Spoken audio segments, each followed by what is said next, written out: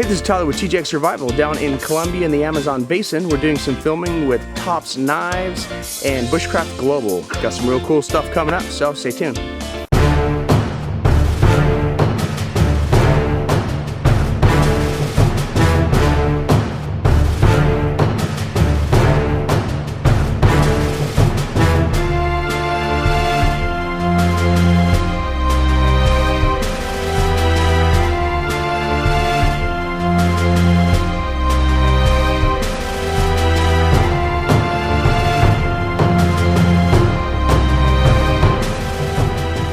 TJX Survival. I'm here with my friend Jason. We are in Colombia in the Amazon Basin with Bushcraft Global and Tops Knives, and I'm going to do a review. We are going to do a review of the tactical Tailor Rucks that we chose to bring on this expedition. All right, guys. So I've got two different types of rucks here.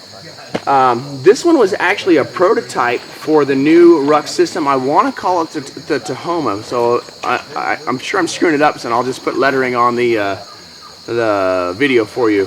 So I'm mentioning it because it's interesting for me to watch. Quite a few years ago I deployed with a friend of the company, and we were able to use some of the gear in Afghanistan, and I was able to be present for the prototype process, and it's really cool for me to see companies actually doing a full-on prototype process.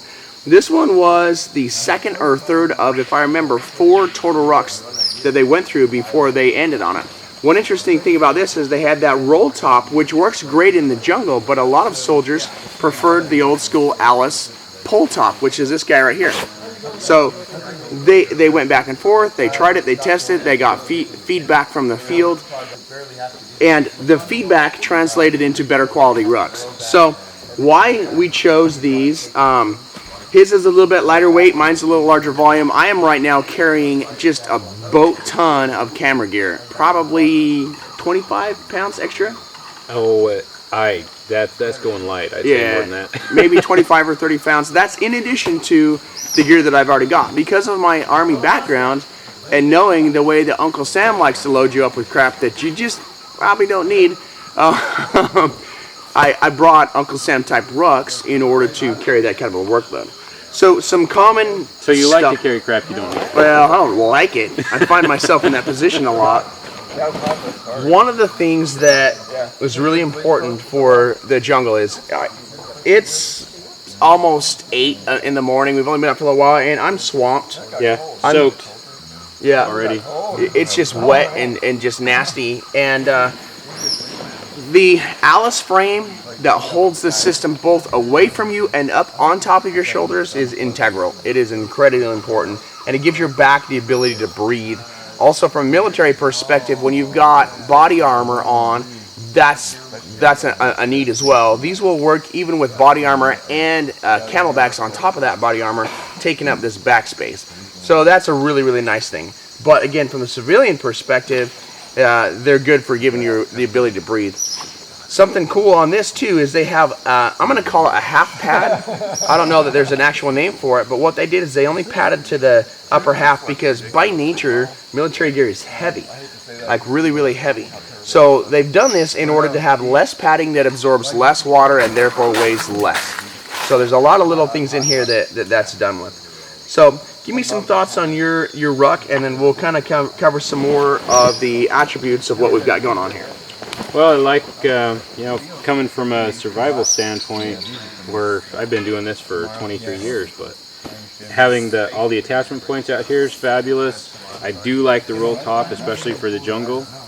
The other part that I really like is out here where it's so hot, this frame holds it out away from your back so you can breathe really well. So you don't have to worry about you can actually get a little bit of air movement back there. Don't get swampy. It's important because it's hard to cool yourself off around here. Yeah, it's been so stinking hot here that's been a very big necessity. Like a genuine survival concern of not overheating. And you can adjust these so that you're closer or farther from the top of the pack.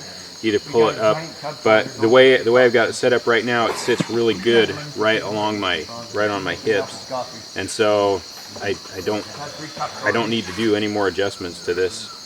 But it's fabulous. It carries a good amount of weight for this kind of a expedition.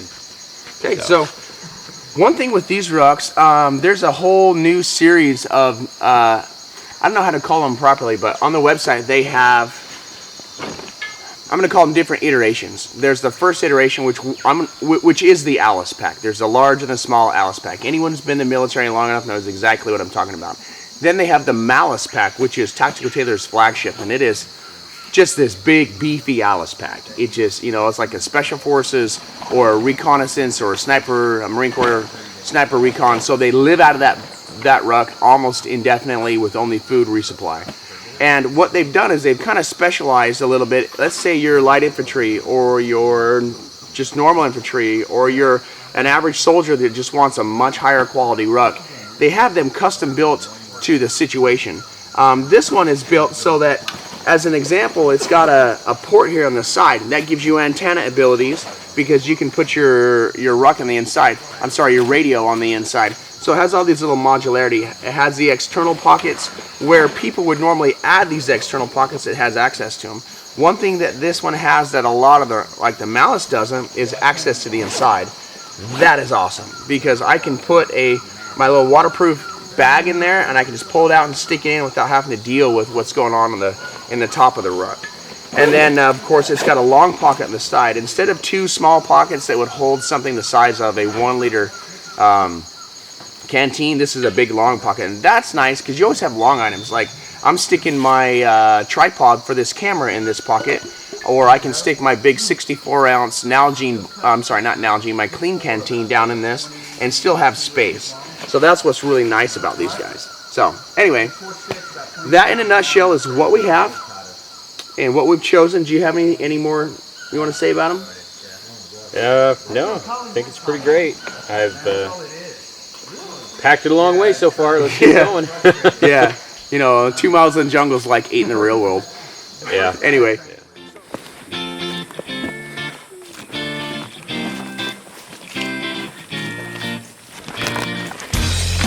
This is how you kill cameras.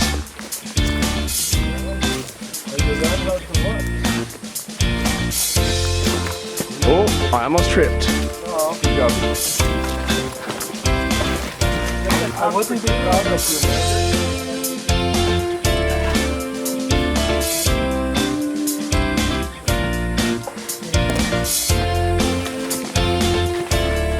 Goran's awesome pack.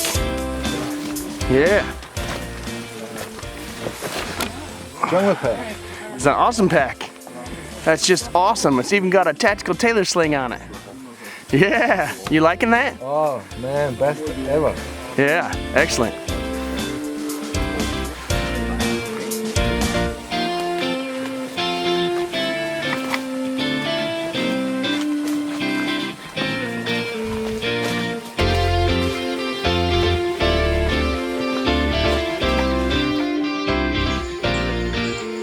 Traveling through the jungle. Holy crap. Bugs, critters, stuff, wetness, Goran, scary Gorans in the jungle. Anyway, so the interesting thing about this is you run into these little swamp patches, and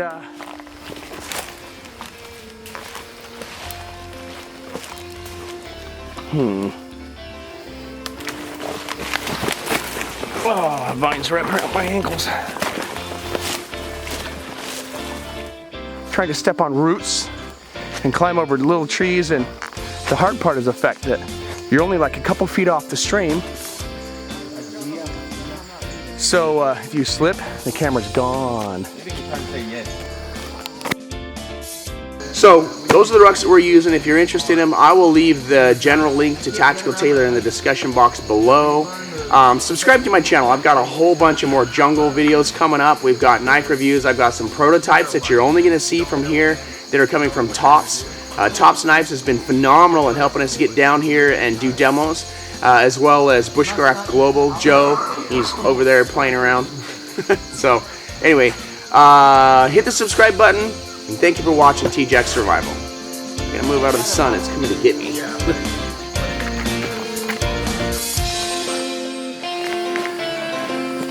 but it's just beautiful parts too. That's just gorgeous. Occasionally interspersed with some of the most nasty vines I've ever seen. They're pretty much like fiberglass shards coming off of a fuzzy tree. Let's see if I can get some footage of that in a bit.